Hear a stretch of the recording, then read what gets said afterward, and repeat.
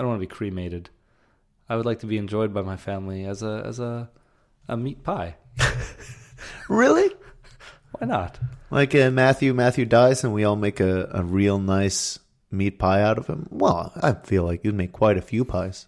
We'd keep a few in the freezer for sure. Well, no, I think the goal would be you make as many pies as possible, invite hordes of people, and at the end, in my eulogy, you inform them that you've just all eaten. That would be a weird funeral where we're all eating meat pie after. Questionable meat pie. This is an interesting texture. What kind of meat is this? No one's questioning the... This is a very rare kind of meat we got. It's called Jankovic.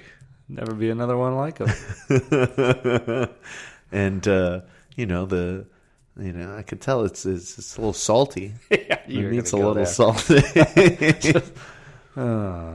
Now, Matthew, just to finish our Halloween talk, not talk about it again until next year. Yeah. You were ready to hand out candy for Halloween this year. Yeah, I bought tons of candy. What kind of candy did you buy? All the childhood favorites. The Example. Butterfingers. Butterfingers? Yeah, the little M&Ms. Little ones or full Yeah, they're size? all little ones. See, I find the problem is I like a little bit of candy from each box, and sometimes they mix the bad candies with the good ones. I don't want Baby Ruths. I don't like them. I like Butterfingers. I honestly don't even remember the last time I've had a Baby Ruth or what the deal is with Baby Ruth. I always thought it was named after Babe Ruth.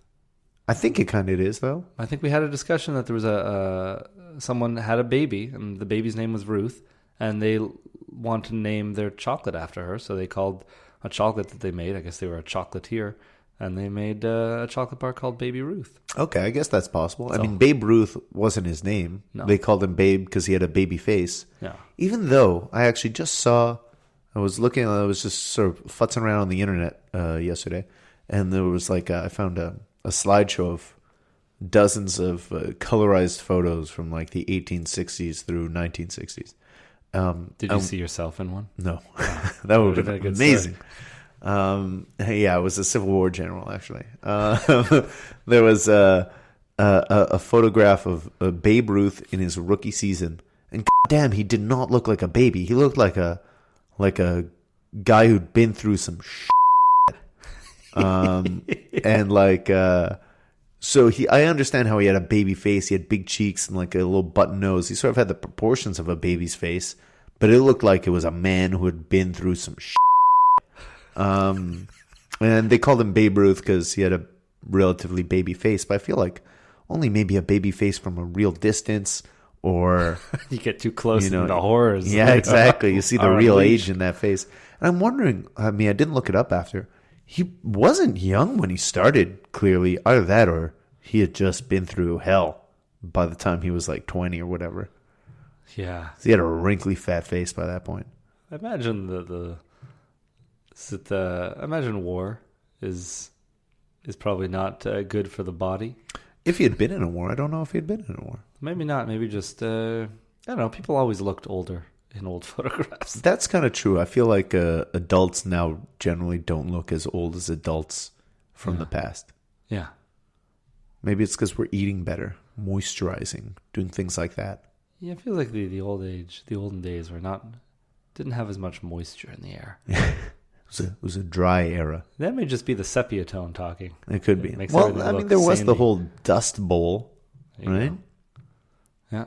So there's one thing this generation has. It's moisture. Unlimited water.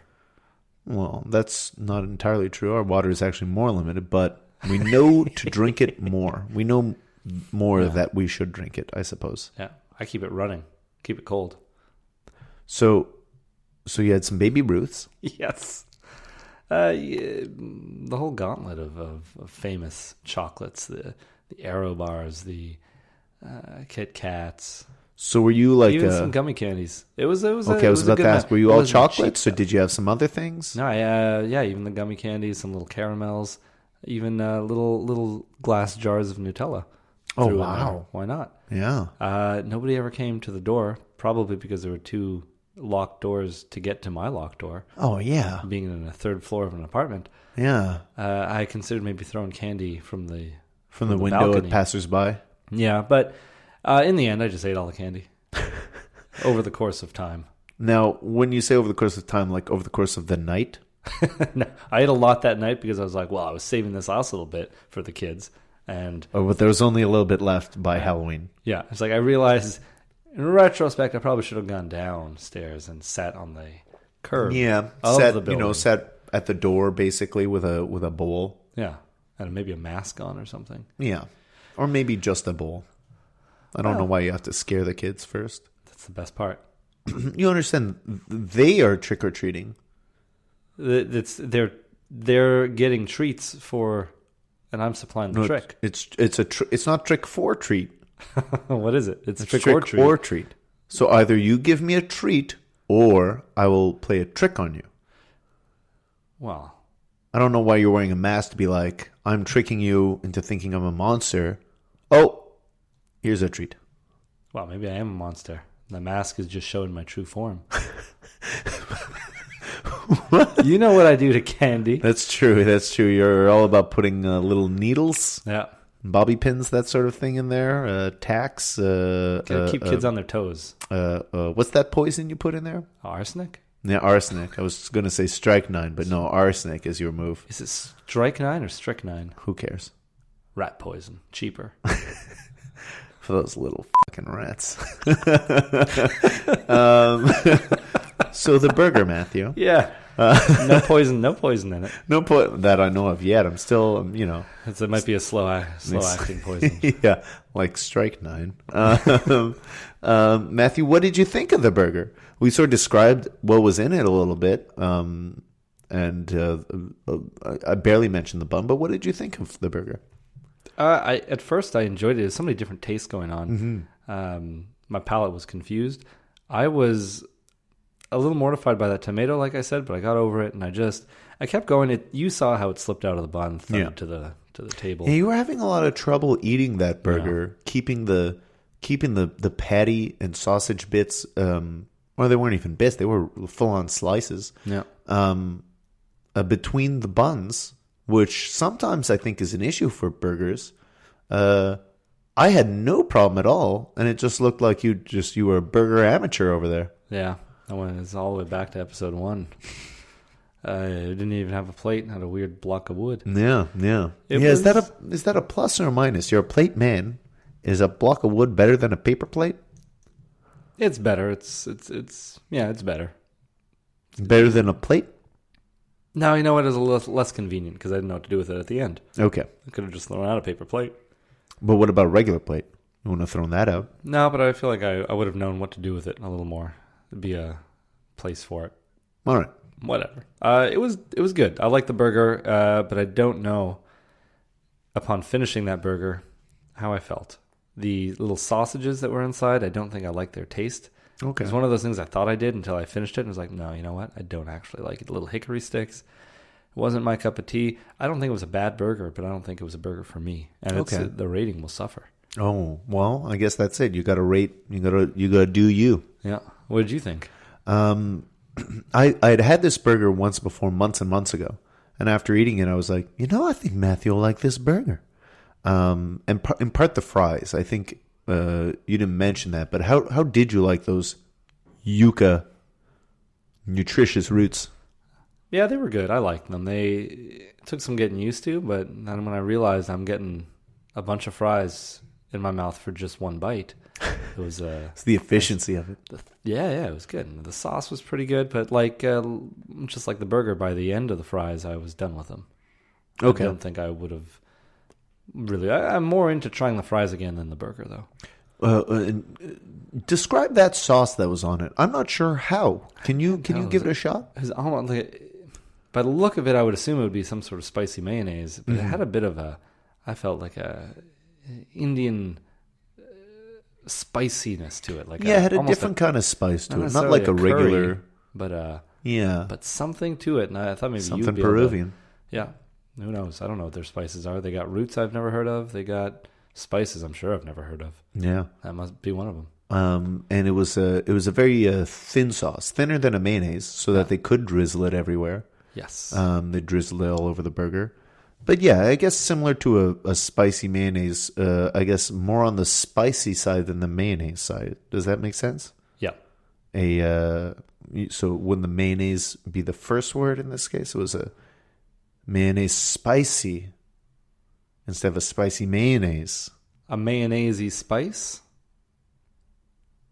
Sure. Whatever. Almost a salad dressing even. It was thin. Yeah, that's true. Okay. Spending too much time on that sauce.